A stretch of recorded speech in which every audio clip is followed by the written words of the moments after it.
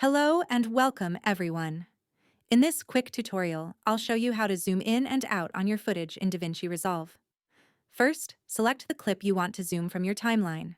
Next, head over to the inspector panel on the right side of your screen. If you don't see it, you can open it by clicking the inspector button in the top right corner. Now, click on the video tab within the inspector.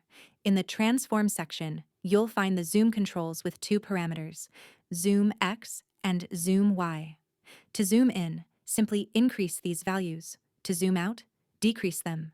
By default, both X and Y are linked together, so they'll scale proportionally. But here's a pro tip. If you want to zoom in only one direction, either horizontally or vertically, just click on the link icon between Zoom X and Zoom Y to unlink them. Now you can adjust each axis independently to create stretched or compressed effects. And that's it. Thanks for watching.